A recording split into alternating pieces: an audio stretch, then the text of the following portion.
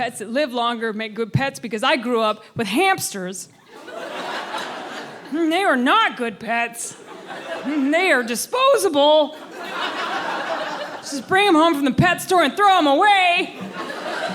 They're like the avocado of pets. They just go bad as soon as you bring them home. I thought I picked a good one. No, it's bad already. Anybody else grow up with hamsters? Anybody? Where are you?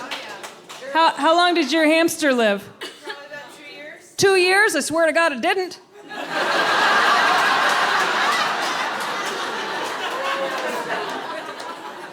Did your hamster act a little different towards you every few months? Maybe have slightly different markings? Here's what I'm getting at. When I was about 7 years old, I had a hamster named Fred. And I loved Fred very much, very much. I had him for a whole year. Yeah. And when he died, I was very sad. So sad I couldn't sleep that night. I went to my parents' room and I said, I can't sleep because Fred's not in his cage in my room. My dad said, don't be sad. That wasn't Fred.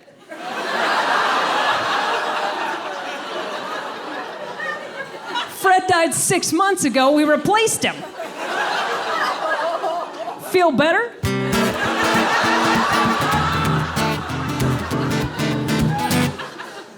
No. I don't feel better. I feel betrayed. Is anything real? Is that even Mom? I had a hard time with that. That was my first experience with death, and I was 7 years old, and that kind of set the pace for things. As life went on, I realized that death is just hard. You know, death is just hard. It's hard to deal with. It never gets any easier. Last year, my grandpa died.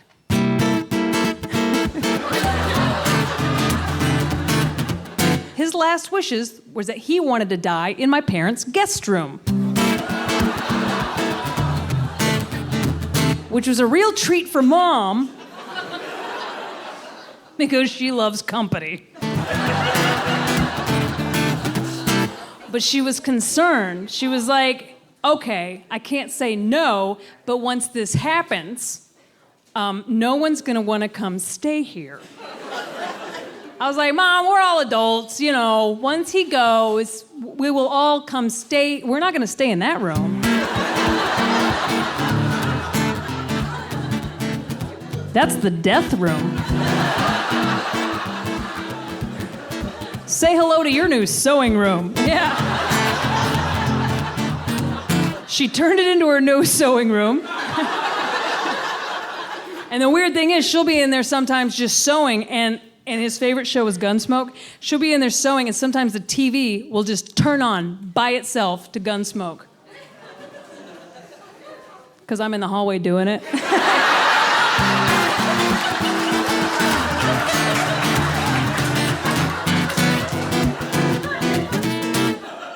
Anyway, so when he actually passed away, we were all in the room. The whole family came in for this. And it was difficult because it wasn't like on TV. Like on TV, you gather around the deathbed and you say your goodbyes and they pass away. It happens very quickly, usually within a half hour.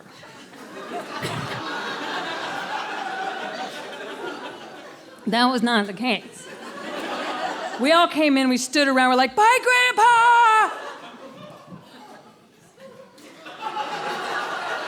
We love you! My uncle kept saying, it's okay, Dad! You can go! I was like, shut up! Maybe he's not ready.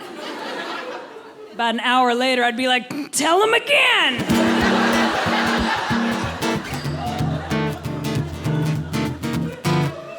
It worked out. He finally passed. And, you know, we're standing there, and it was one of those moments where we had been laughing a few moments earlier as a family, because, you know, it had taken so long, and then it got real sad. All at once, yeah.